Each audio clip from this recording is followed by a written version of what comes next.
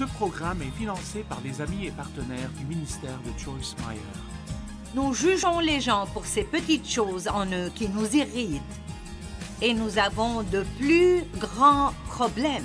Mais si le diable peut nous garder occupés à regarder ce qui ne va pas en eux, alors nous ne pourrons jamais voir ce qui ne va pas en nous.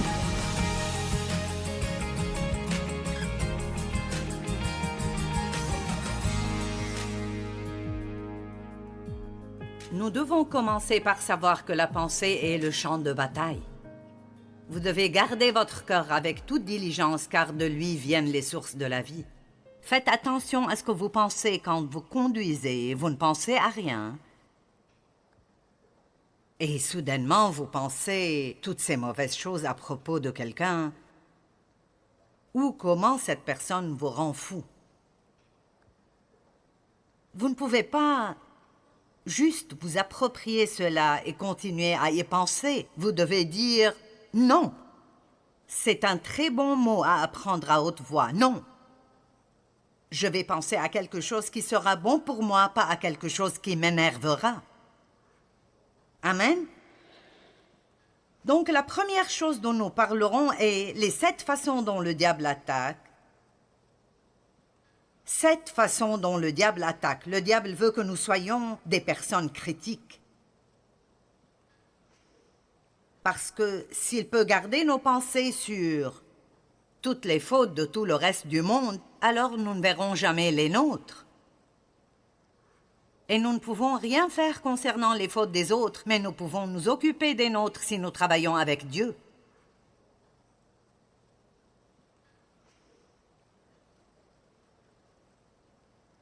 Le diable veut vraiment que nous nous concentrions sur les fautes des autres et que nous ne voyions pas nos propres fautes. Si un croyant ne voit rien de mal en lui-même et beaucoup de fautes dans d'autres, alors le diable a gagné. Et tous les réseaux sociaux,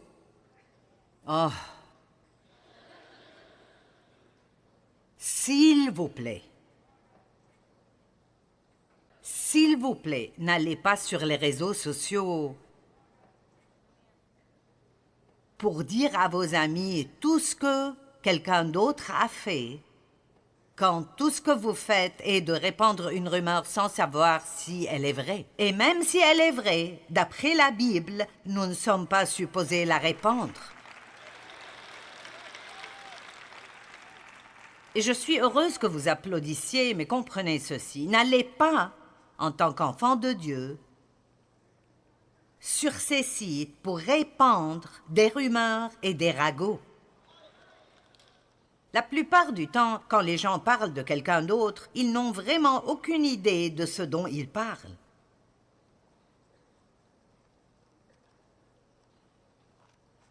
Nous n'avons qu'un espoir dans les jours où nous vivons. Et vous m'entendrez en parler répétitivement ce week-end. Nous n'avons qu'un espoir pour sortir de ce pétrin où nous sommes, et c'est l'amour.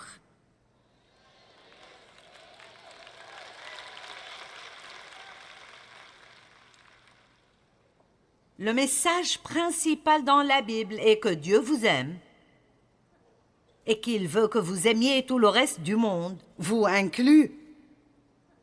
C'est la loi royale de la liberté, d'après l'apôtre Jacques. Et si nous faisons ceci, nous accomplissons toute la loi et tous les prophètes. Donc, si vous aimez les gens, vous ne les jugerez pas.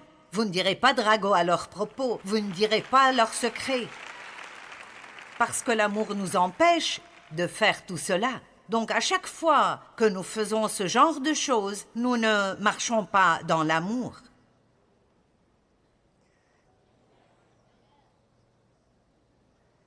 Et il y a toutes sortes de bonnes écritures pour soutenir cette idée de ne pas juger. Je vais juste vous lire Matthieu 7, 1 à 5.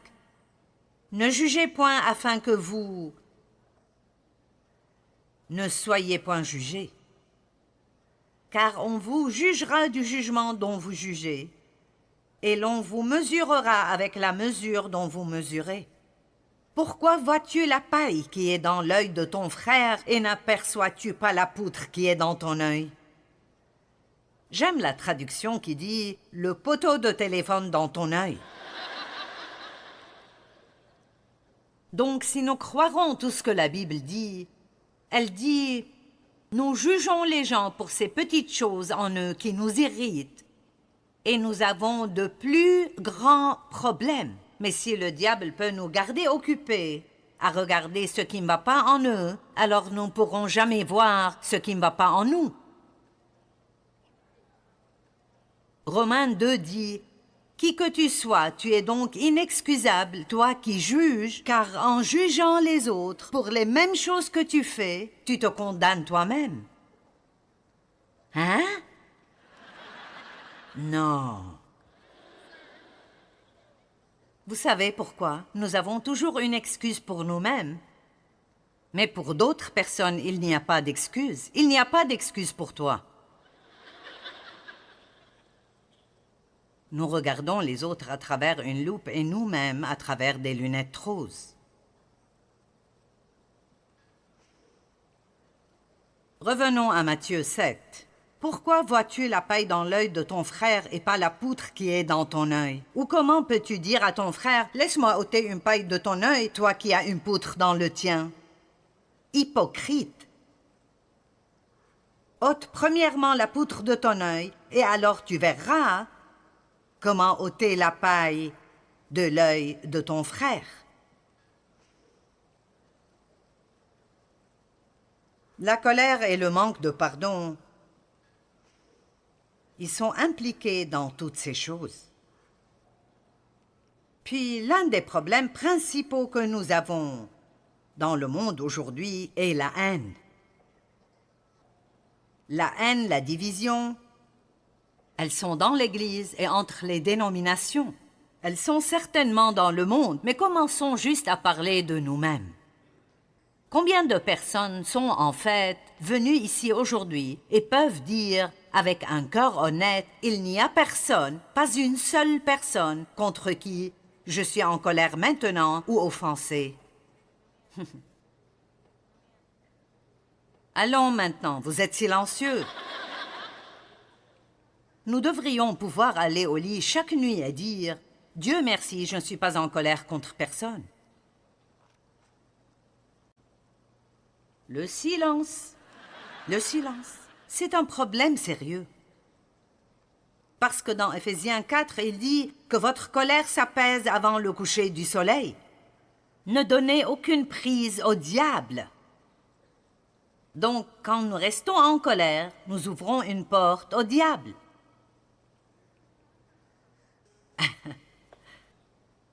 Ne rentrez pas au lit en colère. Je me rappelle ces années stupides où j'allais au lit en colère contre Dave. Je dormais au bord du matelas parce que je ne voulais pas qu'il me touche. Je ne vais pas le toucher.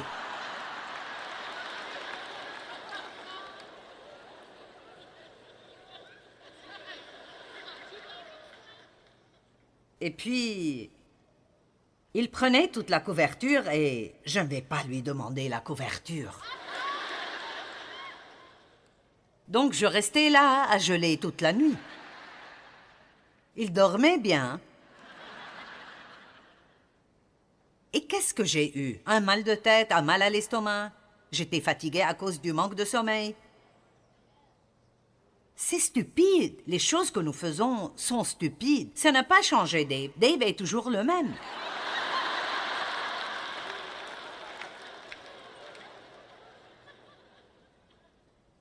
C'est juste que maintenant, j'ai changé. Et ces choses ne me gênent plus. Allez, puis-je vous faire parvenir ce message? Ça n'intéresse pas Dieu de changer toutes les personnes que vous pensez être gênantes. Il vous a amené ici pour vous changer, pour qu'il ne vous gêne plus. Dieu ne se débarrassera pas de tout dans le monde qui vous dérange. Il veut que nous arrivions au point où ça ne nous gêne plus. Allez, C'est ce qu'est la maturité spirituelle. Pendant ce temps où nous sommes tous là, ne soyons pas misérables tout le temps concernant des choses concernant lesquelles nous ne pouvons rien faire. Vous ne m'avez pas entendu. Vous ne pouvez pas changer votre mari.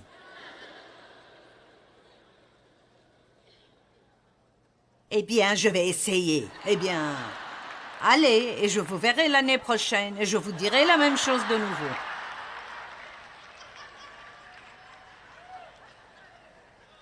Je me souviens quand les enfants grandissaient. Si tu vas vivre sous mon toit... Combien d'entre vous ont donné ce discours à leurs enfants? Si tu vas vivre sous mon toit.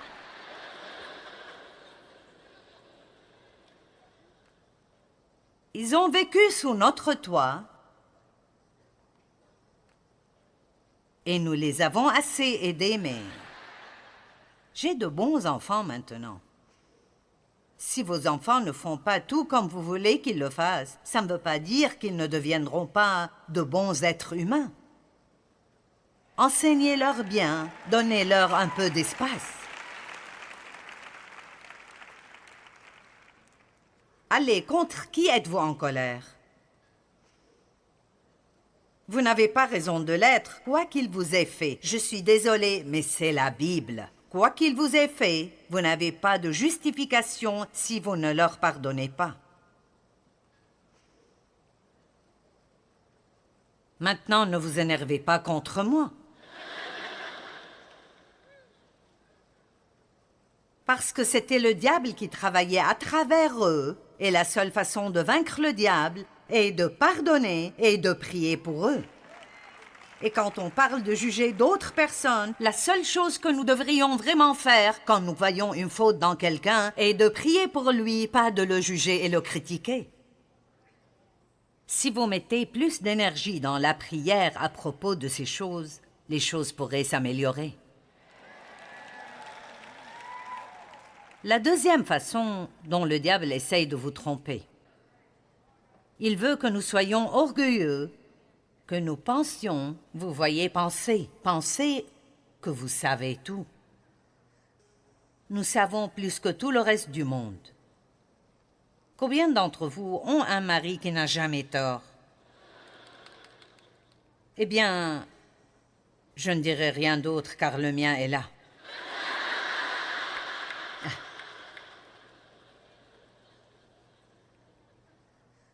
Et vous voyez, l'esprit critique est le fruit de l'orgueil.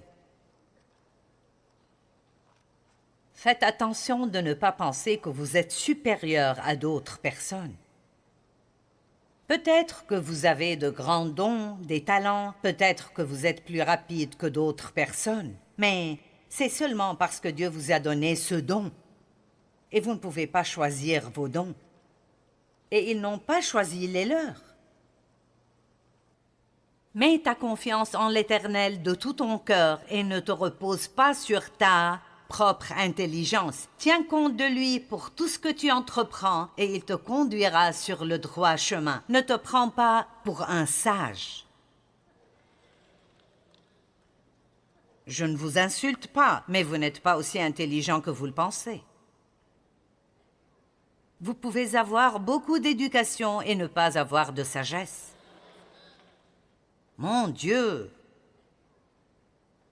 Je veux vraiment écrire un livre sur les proverbes et je ne savais pas comment faire ça parce qu'ils traitent de probablement de 100 sujets différents. Le week-end passé, j'ai pensé, je vais m'asseoir et commencer. C'est merveilleux. Beaucoup de fois avec Dieu, vous devez mettre un pied dans l'eau et ensuite il travaillera. Je suis au chapitre 7 maintenant. Mais vous voyez, c'est la sagesse. La crainte révérentielle de Dieu est le commencement de la sagesse. Où est allée cette crainte? Qu'est-il arrivé à la crainte du Seigneur? Savez-vous ce qu'est la crainte du Seigneur? C'est que vous reconnaissiez la puissance de Dieu et combien il est fort et combien il est souverain, au point où vous préféreriez faire quoi que ce soit plutôt que de l'offenser. Ça vous gardera de parler d'autres personnes. Ça vous gardera d'être vaniteux et orgueilleux parce que nous avons une crainte. Pas j'ai peur que Dieu me fasse du mal, mais une crainte révérentielle. Je sais qui Dieu est, je sais ce qu'il peut faire, je sais qu'il pense ce qu'il dit. C'est le commencement de la sagesse. Nous ne pouvons même pas avoir de sagesse du tout si nous n'avons pas une crainte révérentielle de Dieu. Et qui enseigne cela? Quand était la dernière fois où vous avez entendu parler de la crainte révérentielle de Dieu? Oui, Dieu vous aime, mais vous devez entendre d'autres choses que le fait qu'il vous aime. Et oui, sa grâce est merveilleuse, mais ce n'est pas la seule chose dont parle la Bible.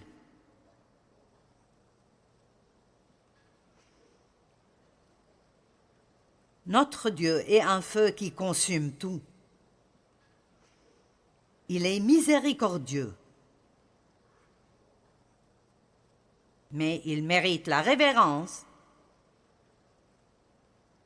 et que nous sachions que, je le dirai comme ça, ne jouez pas avec moi.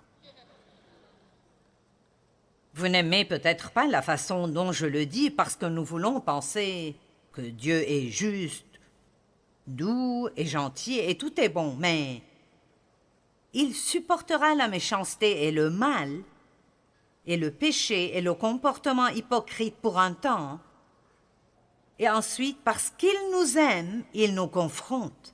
Pas pour nous faire du mal, mais parce qu'il ne veut pas que nous restions comme ça.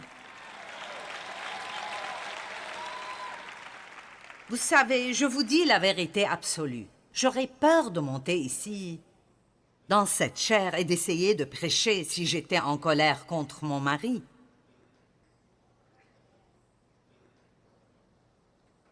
Vous dites, pourquoi aurais-tu peur? Parce que tout ce que j'ai est mon onction. Je ne suis pas super.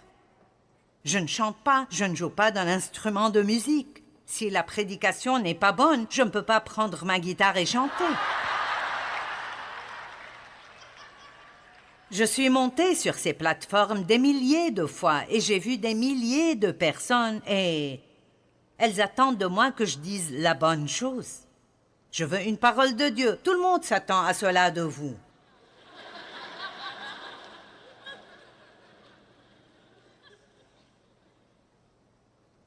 Et je ne peux pas monter ici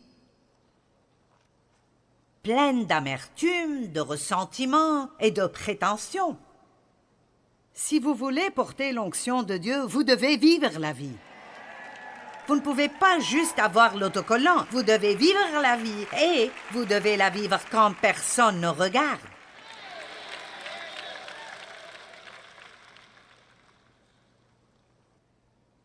Parce que Dieu voit toutes choses. Et ceci est très clair dans les proverbes. Donc ne vous prenez pas pour des sages. Je dis à Dieu tout le temps, je ne peux pas faire ceci sans toi, je ne suis rien sans toi, tout succès que j'ai est uniquement à cause de toi. Vous devez... C'est très sain de vous rappeler vous-même que si Dieu ne vous aide pas, vous êtes dans le pétrin. Paul était extrêmement intelligent. Tous les diplômes que vous pourriez avoir, il les avait.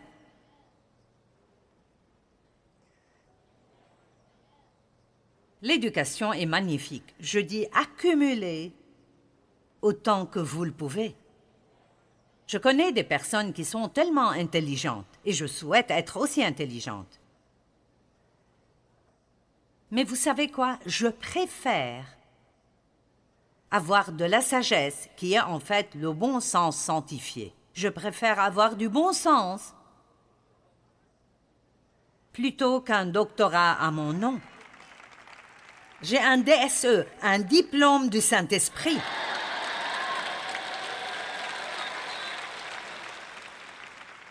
Ah oui, ce serait bien d'avoir les autres. Je n'en ai pas eu l'opportunité, mais j'aime les personnes qui l'ont. Mais même eux ne sont pas aussi intelligents qu'ils le pensent.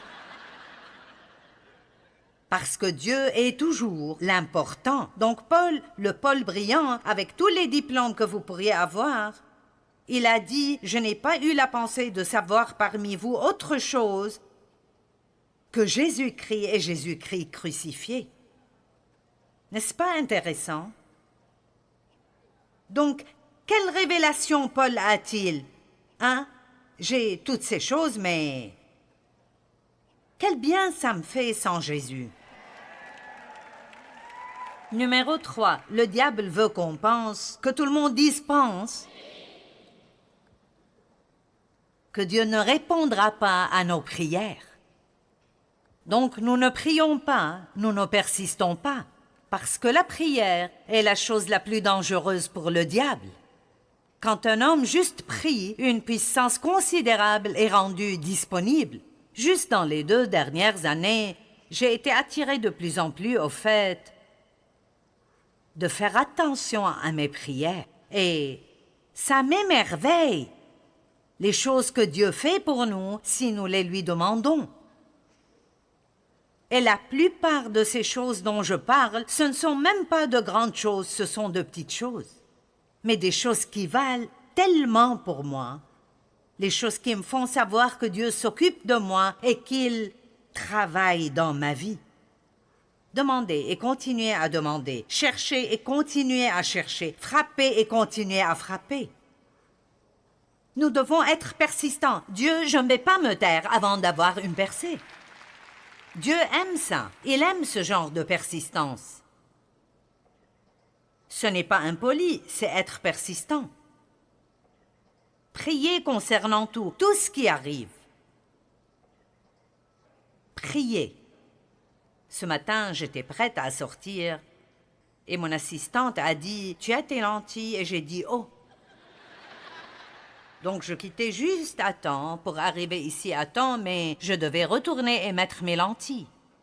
Et j'ai dit « Seigneur, j'ai besoin de toi. J'ai besoin de toi aujourd'hui pour m'aider à mettre ces lentilles dès la première fois. » Et il l'a fait, il m'a aidé. Donc c'est là que nous nous rappelons de dire merci. Allez, priez, priez, priez, priez, priez à tout propos. Vous n'avez pas besoin d'être face à terre ou à genoux ou dans l'obscurité ou les yeux fermés. Je veux dire, c'est bien d'avoir des temps mis à part avec Dieu. J'ai cela chaque matin. Mais priez à travers la journée et ne laissez pas le diable vous mentir et vous dire que Dieu n'écoute pas vos prières. Vous dites, oui, mais les choses que j'ai faites de mal, pourquoi Dieu m'écouterait-il? Parce que vous n'y allez pas en votre nom, vous y allez au nom de Jésus. Et la Bible amplifiée dit que quand nous allons au nom de Jésus, nous présentons à Dieu tout ce que Jésus est. Je te demande de faire cela pour moi au nom de Jésus, pas parce que je le mérite, mais parce qu'il le mérite. Je vous encourage de vous rappeler que nous devons faire attention à la tromperie de l'ennemi dans nos vies. Prions à travers chaque jour et demandons à Dieu de nous révéler les mensonges que nous croyons.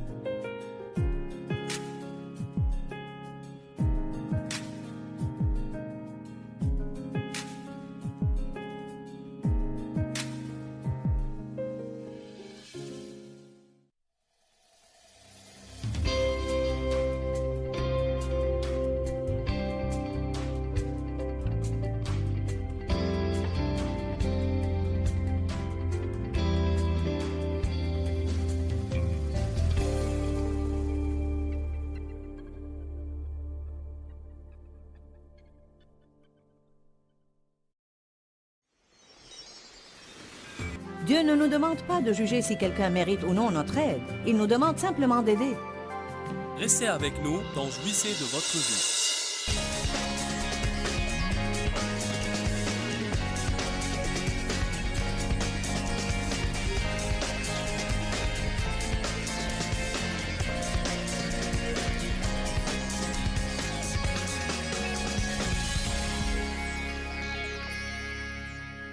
L'égoïsme est la clé du malheur. Pouvez-vous dire cela avec moi? Dites, l'égoïsme est la clé du malheur.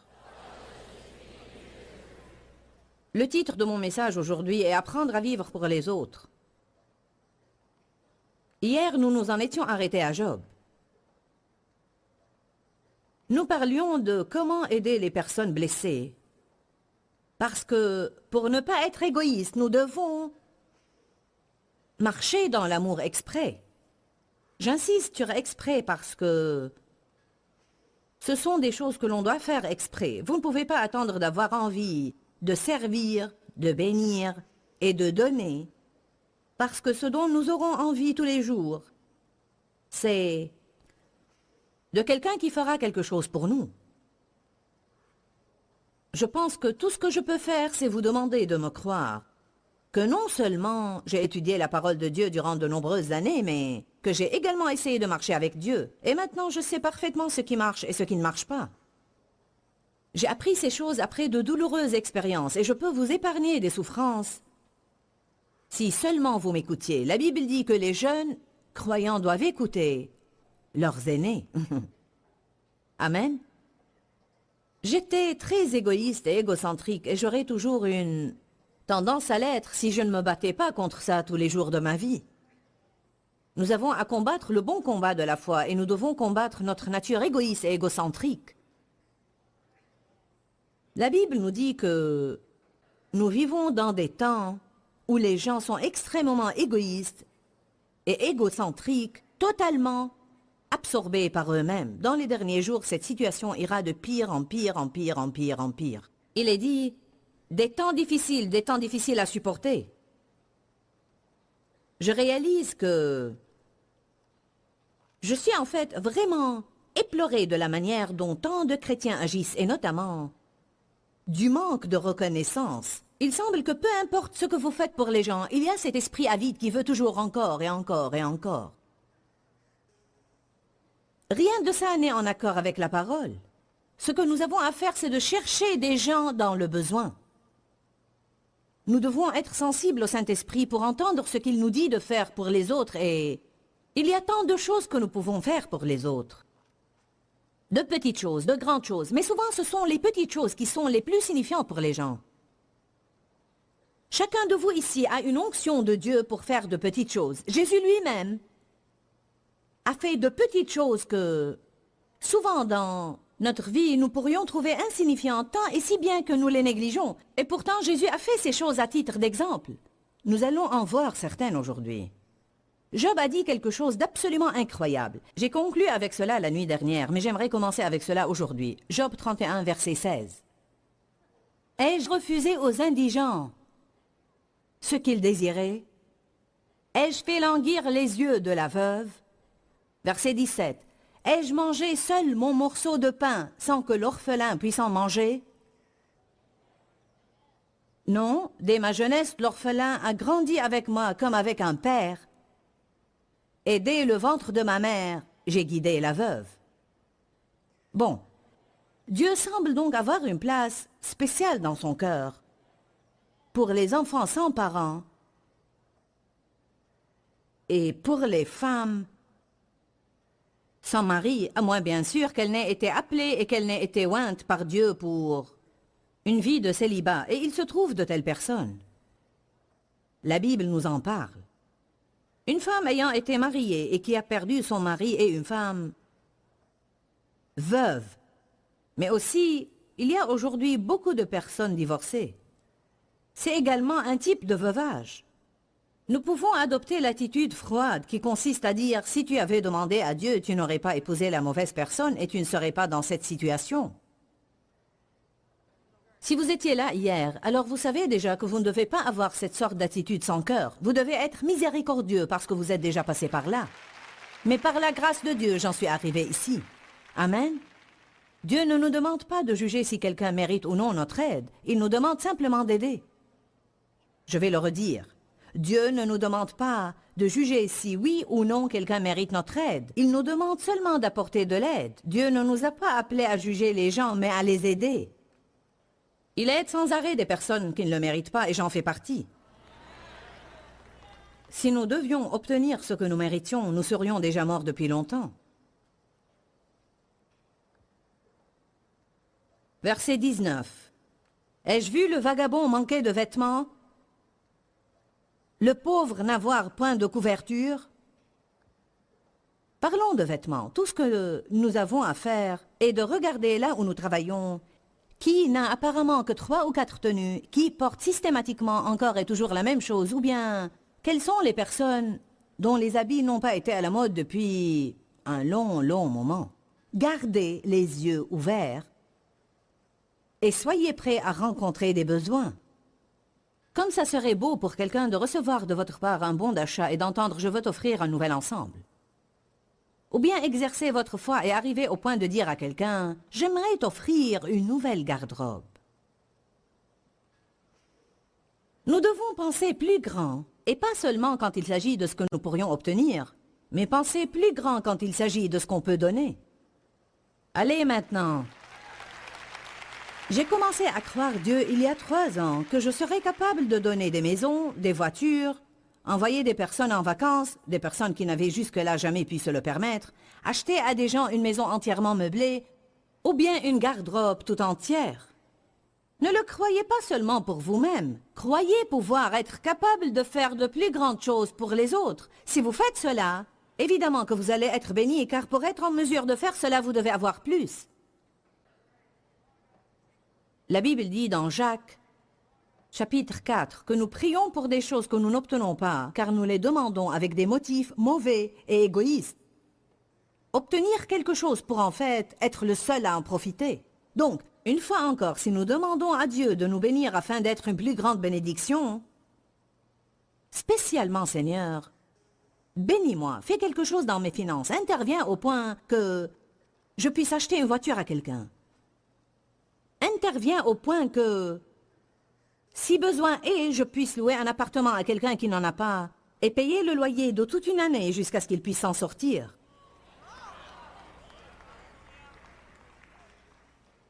Aide-moi, Seigneur, à être capable d'acheter de beaux meubles à quelqu'un qui n'en a pas, à être capable de les emmener dans une galerie et de leur dire « Prenez ce budget, choisissez ce que vous voulez. » Oh, comme c'est merveilleux d'être en mesure de pouvoir bénir les autres. Je veux dire que votre cœur commence à chanter de joie. Ne restez pas là à penser « Oui, ça serait bien si j'avais l'argent pour faire ça. »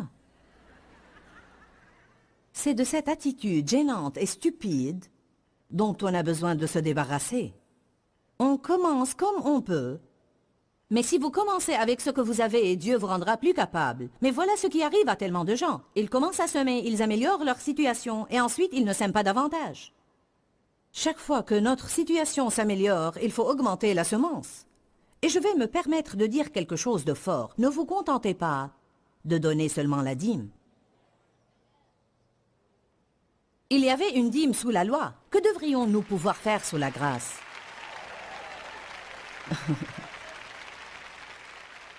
Ne dites pas, bon, certains d'entre vous n'ont même pas commencé à donner leur dîme. Et je le sais très bien. Et en ce moment, vous n'appréciez pas le fait que j'en parle. Mais je ne prêche pas pour vous plaire, je prêche pour plaire à Dieu. Alléluia. Je vous dis cela conformément à la parole de Dieu. Si vous ne donnez pas votre dîme, si vous n'êtes pas quelqu'un qui donne, vous vivrez sous une malédiction. Ce n'est pas moi qui le dis. Cela est dit dans le livre de Malachie et ailleurs. Vous n'allez pas être heureux si vous n'êtes pas un donateur. Et vous devez être quelqu'un qui donne, avec une bonne attitude. Il se peut que votre chair pleure un peu. Vous pouvez être en train de faire une chose juste, mais votre chair va continuer à se plaindre. J'avais un bracelet que j'aimais beaucoup, et Dieu m'a dit une fois de le donner à une des filles de l'équipe de louanges. Elle n'est plus avec nous maintenant. Je vous dis toute la vérité. Chaque fois que je voyais cette fille porter ce bracelet, ma chair voulait pleurer. Je peux le sentir, c'était un peu... Oh. Cela s'appelle mourir à soi. Écoutez-moi, on ne meurt pas sans avoir mal. Il n'y a pas de croix capitonnée. En fait, on ne peut pas avoir la croix sans avoir mal. La croix que Dieu veut que nous portions ne consiste pas en des désastres, des maladies dévastatrices et tout ça. Il veut que nous vivions une vie désintéressée. Donc il y a des choses, j'aimerais que nous parlions aujourd'hui des choses créatives que nous pouvons faire pour les autres. Nous avons 5 semi-remorques qui transportent notre matériel d'une conférence à l'autre avec des chauffeurs dans chacune d'elles, et donc ils s'arrêtent et mangent ensemble souvent. Et l'un d'eux m'a dit la nuit dernière que plusieurs fois, et je pense qu'il m'a dit que presque chaque fois qu'ils s'arrêtaient, il y a cet accord entre eux de se cotiser et tous y mettre un peu d'argent pour pouvoir payer l'addition de quelqu'un qui se trouve dans le restaurant. Alors ils entrent et se disent « D'accord maintenant, qui sera notre cible ?» Et ils commencent à prier jusqu'à ce que l'un d'eux suggère « Que pensez-vous de ce couple de retraités là-bas ?» Ou de cet homme-là, cet homme qui semble si découragé, ou bien de ce jeune couple là-bas avec ses 4 enfants. On est d'accord, c'est le bon. Ensuite, il se procure l'addition auprès d'une serveuse et puis, secrètement, la paye. Et c'est beaucoup de plaisir d'observer la réaction des gens.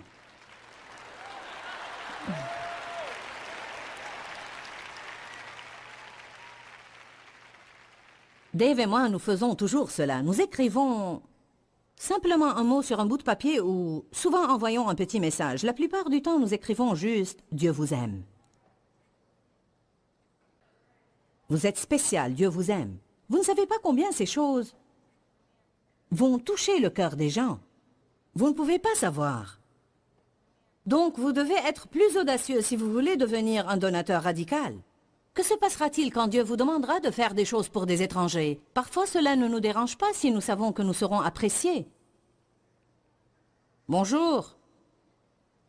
Quand sera-t-il lorsque vous commencerez à faire des choses dans le secret, lorsque vous commencerez à faire des choses pour des gens que vous ne connaissez même pas? Waouh!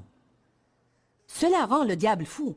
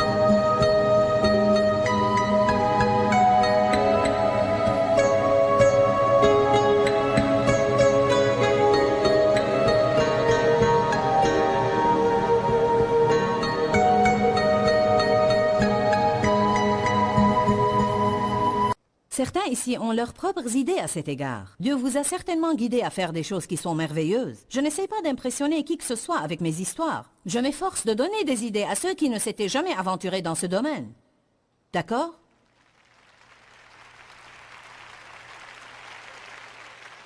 Parfois, on passe à côté.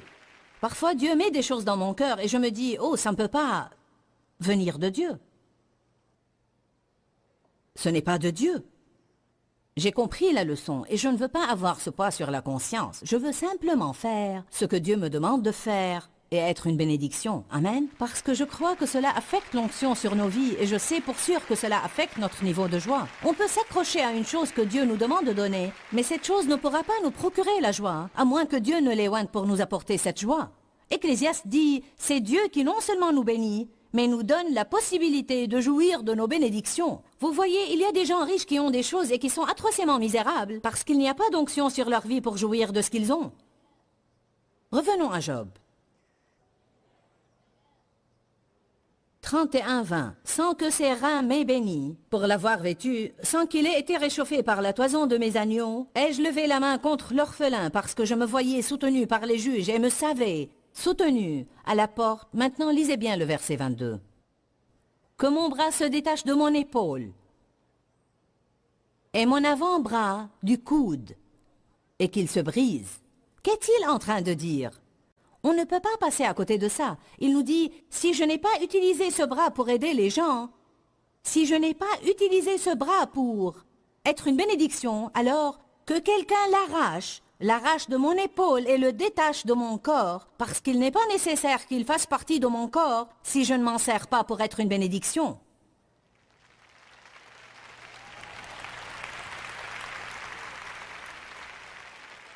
C'est une des choses les plus merveilleuses que j'ai vues. Prenez Ésaïe chapitre 1.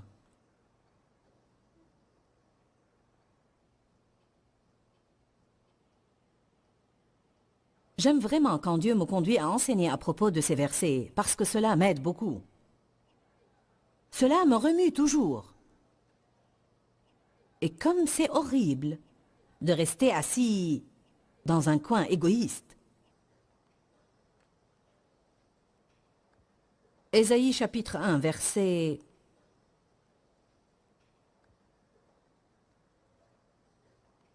16 et 17. Lavez-vous, purifiez-vous. Ôtez de ma vue la méchanceté de vos actions. Cessez de faire le mal. Apprenez à faire le bien. Recherchez le droit. Le mot rechercher signifie désirer ardemment quelque chose, poursuivre, suivre de toutes ses forces. C'est un mot très fort dans la Bible. Recherchez la justice. Cela ne parle pas simplement d'une justice pour vous, cela parle de la justice pour ceux qui sont oppressés.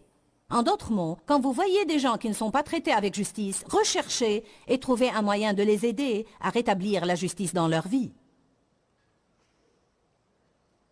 Soulagez les opprimés. Corrigez l'oppresseur. Faites droit à l'orphelin et défendez la veuve. Verset 19. Si vous le voulez et vous êtes obéissant, vous mangerez les meilleurs produits du pays. Verset 23.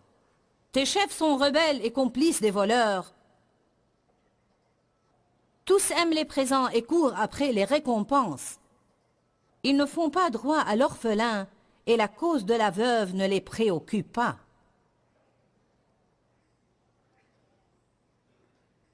Les chefs sont les leaders. Et les leaders doivent montrer l'exemple dans ce domaine. Je vais vous dire quelque chose. Si vous avez des enfants et que vos enfants vous voient vivre ainsi, vos enfants grandiront et ils seront des donateurs. Ils ne seront pas égoïstes et égocentriques. Vous leur accorderez la plus grande faveur qu'il vous serait possible de leur accorder. Je parle d'autre chose que du simple fait de mettre de l'argent à part pour donner à l'Église lors de l'offrande. En fait, je parle de faire du fait de donner un style de vie. Je pense que notre conception actuelle de ce qu'est un chrétien est tellement erronée, et nous avons d'ailleurs assez compliqué la chose. Mais je vous dis que cela est supposé être un style de vie. C'est simplement votre manière de vivre. Vous ne restez pas assis toute la journée à vous contenter de faire quelques activités religieuses, mais vous êtes impliqué avec des gens. Vous êtes impliqué dans la vie, et partout où vous allez, vous êtes à l'affût d'un besoin, vous êtes une bénédiction. Dieu a dit à Abraham, « Je te bénirai, et je ferai de toi une source de bénédiction, et toutes les familles de la terre seront bénies en toi. » J'aime m'imaginer comme étant un entrepôt du Saint-Esprit, et à chaque fois que quelqu'un s'approcherait de moi, il serait béni. Vous vivez votre vie de tous les jours ainsi. Vous donnez un compliment par-ci, vous donnez un encouragement par-là, vous répondez à un besoin ici, vous donnez un sourire là-bas, vous répondez à un autre besoin ailleurs. C'est un style de vie. Ce n'est pas quelque chose avec un pourcentage à atteindre. Ce n'est pas du genre « j'ai donné ma dîme l'autre fois, c'est tout ce qui m'est demandé de faire ». Nous ne parlons pas de ce que nous sommes tenus de faire. Quand nous faisons ce que nous sommes tenus de faire, nous sommes sous la loi. Et la loi produit la mort en nous. 2 Corinthiens dit que la loi est gravée sur des pierres, qu'elle produit des cœurs durs et elle produit la mort, mais celui qui est conduit par l'Esprit expérimente la vie.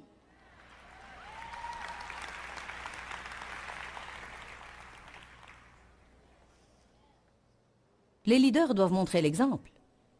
Les prédicateurs doivent prêcher cela. Les pasteurs doivent l'enseigner. Les parents doivent permettre à leurs enfants de voir cela en eux. Alléluia. Dave et moi avons vécu ainsi et chacun de nos enfants est comme ça. Chacun d'eux. Chacun de nos enfants est comme ça. Nous avons donné une somme d'argent à chacun de nos enfants. Et notre aîné David a dit quelque chose d'intéressant. Il a dit « C'est vraiment drôle et opportun que vous nous donniez cela. J'étais dans une situation délicate ce mois-là. Non pas que je n'ai rien, mais j'en étais arrivé à ne pas avoir autant d'argent que j'en aurais voulu. Et quand j'ai regardé au problème, c'était que j'en avais donné trop. »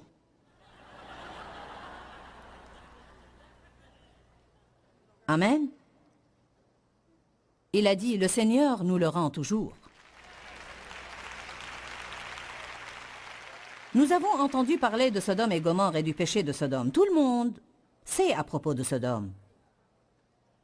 Sodome a été détruite parce que c'était une cité mauvaise, mauvaise, mauvaise. Si vous demandez aux gens quel était le péché de Sodome, la plupart vous dira la perversion sexuelle. C'était une des choses dans lesquelles ils étaient rentrés. Mais ceci n'était pas la racine de leur problème, c'était le fruit de leur problème. Nous avons de mauvais fruits dans nos vies qui proviennent d'une racine d'égoïsme. Saviez-vous cela? Savez-vous que certains ont un fruit de dépression, mais que la racine de leur problème est l'égoïsme? Certaines personnes ont un fruit de solitude. Dans leur vie, ils ne peuvent pas maintenir une relation décente, mais la racine de leur problème est l'égoïsme. Vous ne pouvez pas avoir de bonnes relations si vous êtes égoïste, car personne ne désire être en relation avec quelqu'un pour qui tout ne vient que d'un côté. Que tout le monde dise « il n'y a pas que moi ». J'aimerais que nous prenions Ézéchiel chapitre 16. Nous allons réellement voir en quoi consistait le péché de Sodome. Ézéchiel 16, verset 49. J'aime entendre le son des pages de la Bible. Il y a tellement de passages. Quand j'ai préparé ce message il y a quelques mois, j'étais vraiment stupéfaite de lire ce passage de Job qui dit « Si mon bras ne bénit pas, il ne m'est alors d'aucune utilité. » Et ce passage m'a laissé perplexe. Voici, verset 49, « Quelle a été la faute de Sodome, ta sœur ?» Il se prépare à nous dire quel était le vrai problème de Sodome, l'orgueil, la voracité et la surabondance, une insouciante tranquillité, telles furent ses fautes et celles de ses filles. Elles n'ont pas fortifié la main du malheureux et du pauvre. Quel était le péché réel de Sodome? L'idolâtrie, l'adultère, l'indifférence à l'égard du pauvre, avoir trop et ne partager avec personne. Puis-je vous dire quelque chose? Une part de la raison qui explique pourquoi nous avons tant de problèmes et que nous sommes dans une telle abondance.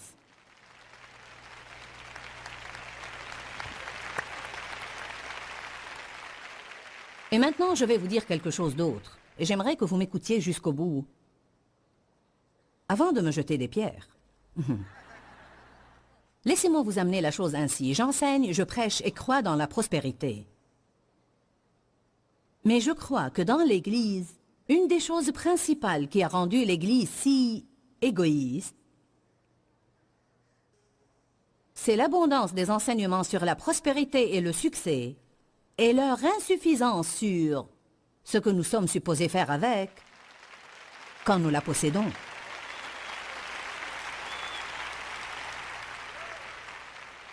En disant cela, je ne pointe du doigt personne. Il y a une multitude de prédicateurs prêchant la prospérité, et c'est ce que j'enseigne également. Dans un article de journal, le monsieur qui m'interviewait disait « Qu'est-ce que vous dites de la doctrine de prospérité? Vous êtes jugée et critiquée étant une prédicatrice de la parole et de la foi. » J'ai dit « Je ne crois pas en la pauvreté. » Eh bien, apprendre à vivre pour les autres est un véritable défi. Parce que pour être honnête, nous voulons habituellement que les autres vivent pour nous. La Bible nous enseigne que Jésus lui-même disait que les plus grands étaient ceux qui se rendaient serviteurs de tous. Nous pensons aux serviteurs et nous pensons réellement au service avec de mauvaises connotations. Mais Jésus ne le voyait pas sous cet angle. Il attend de nous que nous soyons complètement et totalement délivrés de l'égoïsme et de la centration sur soi. Et c'est dans ce sens que j'ai donné cette série d'enseignements intitulée « J'étais toujours sur mon esprit ». Je crois qu'elles seront une bénédiction et un profit pour vos vies parce que je crois que plus nous serons délivrés de l'égoïsme, plus nous serons heureux, plus nous serons en paix et mieux nous nous sentirons à l'égard de nous-mêmes. Et alors Dieu pourra nous utiliser afin d'être une réelle bénédiction pour beaucoup d'autres personnes. Eh bien, la Bible dit que la joie du Seigneur est notre force. Dans Jean 10, Jésus dit « Le voleur ne vient que pour voler, tuer et détruire. Moi, je suis venu afin que vous ayez la vie et que vous l'ayez en abondance, jusqu'à débordement. » Je vous encourage aujourd'hui à jouir de votre famille, jouir de vos enfants, jouir de votre époux, jouir de vos amis, jouir de vous-même, mais prenez la décision de jouir de votre vie. Ne désirez pas toujours la vie d'un autre, mais prenez la décision de jouir de votre vie. Jésus est mort afin que nous puissions faire cela. Que Dieu vous bénisse et à très bientôt. Quand, Seigneur, quand? Dans ce livret, Joyce Meyer vous apprend à faire confiance au temps de Dieu. Pour obtenir ce livret gratuitement, écrivez-nous à Joyce Meyer.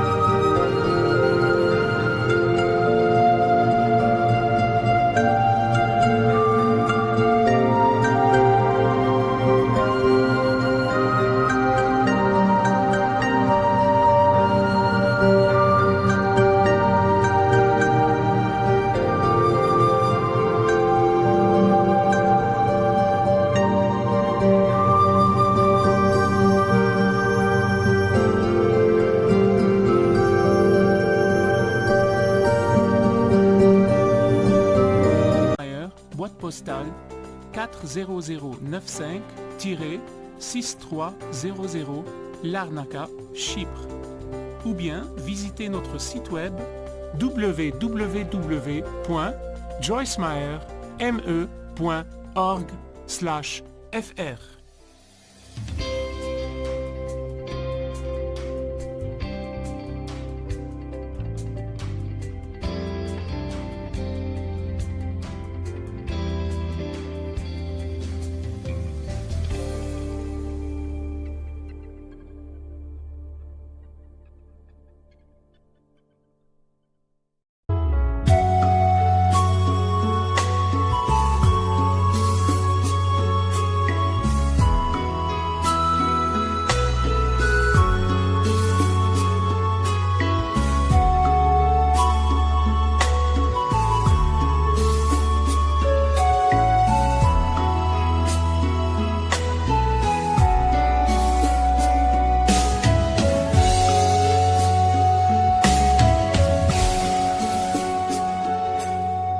Đi khắp phương trời vẫn nhớ tới quê hương, người về đây thăm làng trù quê mẹ và làng sen quê cha, xúc động bồi hồi người rơi giọt lệ, thương mái nhà tranh thương đất mẹ nghèo.